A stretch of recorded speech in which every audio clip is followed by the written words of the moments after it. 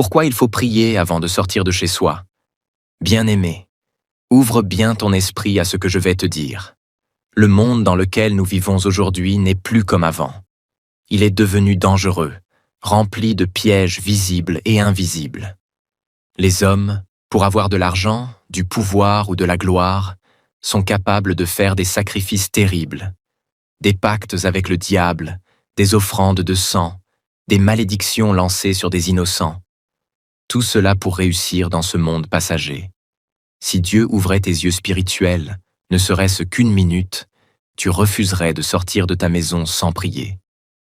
Parce que dehors, dans la rue, dans les marchés, au travail, dans les transports, même dans certaines maisons, l'ennemi a placé ses pièges. Le diable rôde comme un lion rugissant, cherchant qui dévorer. 1 Pierre 5:8. Je te le dis avec amour, si tu ne sais pas prier, apprends vite à prier. Car celui qui ne prie pas est une proie facile pour l'ennemi. Si l'adversaire n'a pas pu t'atteindre dans le monde spirituel, dans tes songes, tes pensées, dans le monde invisible, il passera par le monde physique. Un faux ami, une mauvaise rencontre, une mauvaise porte, un accident programmé, un aliment empoisonné, un piège sur ton chemin. Bien-aimé, il ne faut plus aller manger n'importe où. N'entre pas dans la maison de n'importe qui. Ne laisse pas n'importe qui poser la main sur ta tête. Sois vigilant. Si nous sommes encore vivants aujourd'hui, c'est uniquement par la grâce de Jésus-Christ. C'est parce qu'il a payé le prix à la croix. Sinon, toi et moi serions déjà morts dans nos péchés ou détruits par les puissances des ténèbres.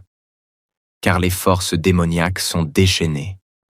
Mais écoute bien ceci. Elles ne verront aucun enfant de Dieu fidèle à Christ Jésus.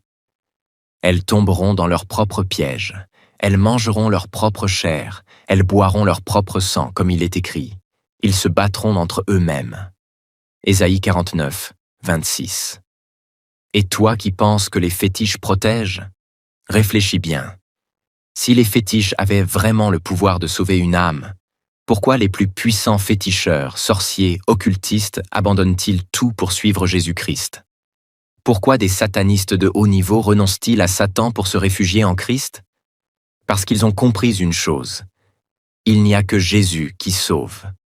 Aucun fétiche, aucun esprit, aucun rituel, aucun marabout ne peut te garantir la paix, la vie éternelle ou la vraie protection. Tout cela était mensonge et tromperie du diable. Le diable donne d'une main pour détruire de l'autre. Mais Jésus donne la vie, et la vie en abondance. Jean 10, 10. Alors je t'en supplie, prie avant de sortir de ta maison. Couvre-toi du sang de Jésus. Remets ta journée entre les mains de Dieu. Ferme les portes aux attaques de l'ennemi. Car le monde est devenu un véritable champ de bataille spirituelle. Mais celui qui est caché en Christ est protégé. Celui qui marche dans l'obéissance et la prière est intouchable. Que Dieu te garde et t'ouvre les yeux pour discerner les ruses de l'ennemi, au nom puissant de Jésus-Christ. Amen.